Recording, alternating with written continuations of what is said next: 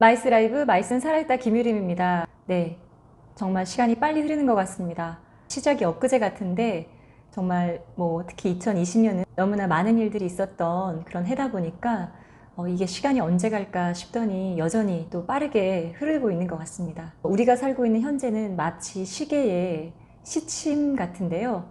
왜 초침 같은 경우는 그 움직임이 보이잖아요, 초 단위로. 그러나 시계의 큰 바늘 같은 경우는 잠깐 하다 보면 시간이 훌쩍 몇 시간씩 지나가 있고 언제 시간이 흘러갈지 모르는 그런 시대에 살고 있는 것 같습니다.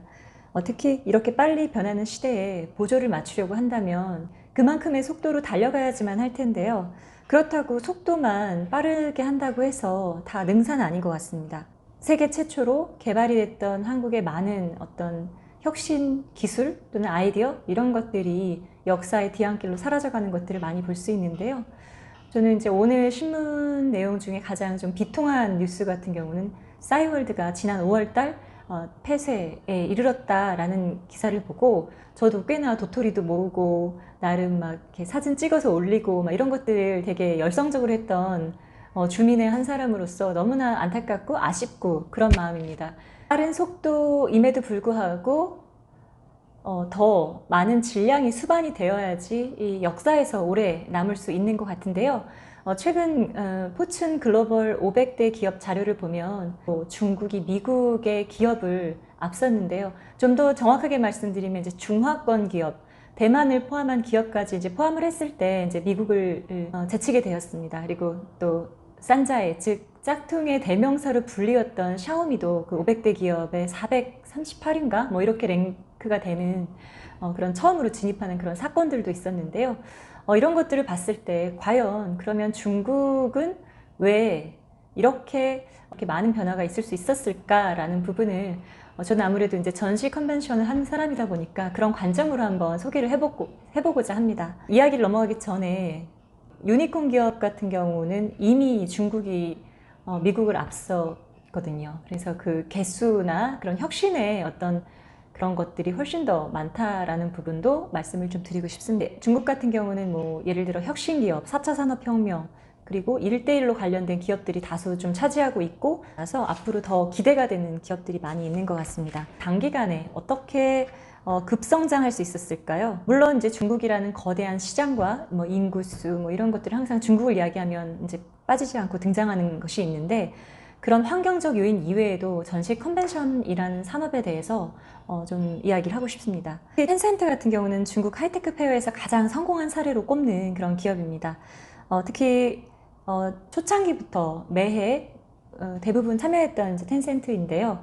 저는 중국 하이테크 페어에 1회부터 2019년까지 매년 이제 참여를 했었던 어찌 보면 하이테크 페어의 모든 역사를 지켜봤던 사람 중에 한 사람인데, 특히 저는 2016년 텐센트가 참여했던 그 부스의 모양을 잊을 수가 없어요. 그때 특히 텐센트는 인터넷 플러스를 비롯해서 전시 6대 핵심 주제를 내세웠습니다. 특히 통신과 SNS 서비스, 스마트 도시와 공공 서비스, 창업, 문화자문, 그리고 온라인 금융 플랫폼, 사회 공헌에 이르기까지 텐센트가 나가고자 하는 방향을 아주 구체적으로 그렸습니다.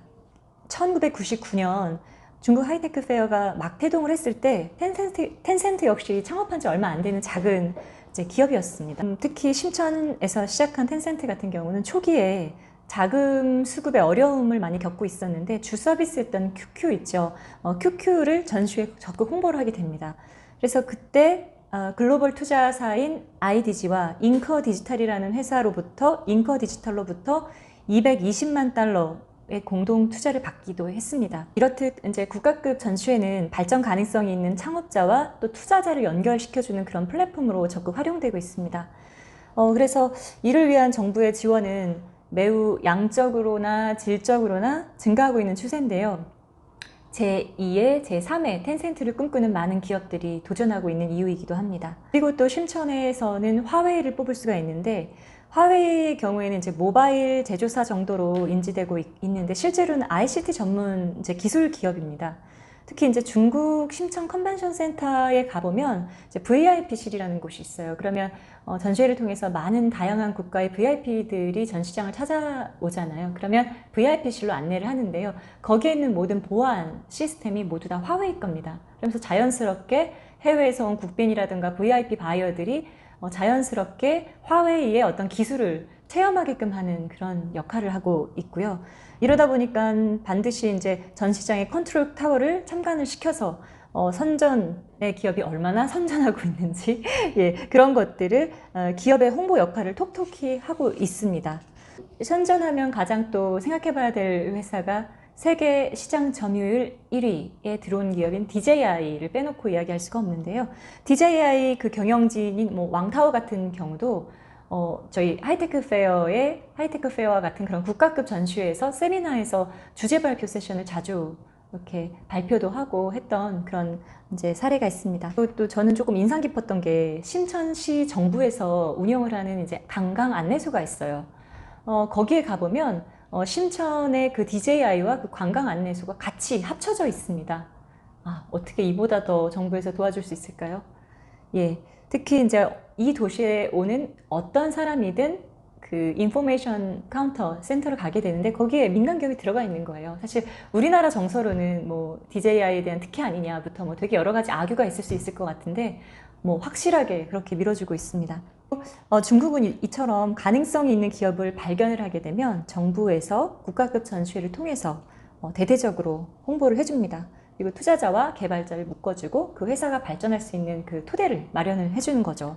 그래서 저는 사실 시간과 즉 타임과 타이밍은 완전히 다른 개념이라고 생각하는데 타이밍 같은 경우는 ing가 붙어 있잖아요. 언제 어떻게 어떤 바람으로 또 움직일지 아무도 모르거든요. 그래서 이런 부분들이 조금 빠르게 움직여졌으면 좋겠다라는 생각이 들고요. 신천 컨텐츠는 조금 다양해서 시리즈로 한번 준비를 해볼까 합니다. 또 뵙겠습니다.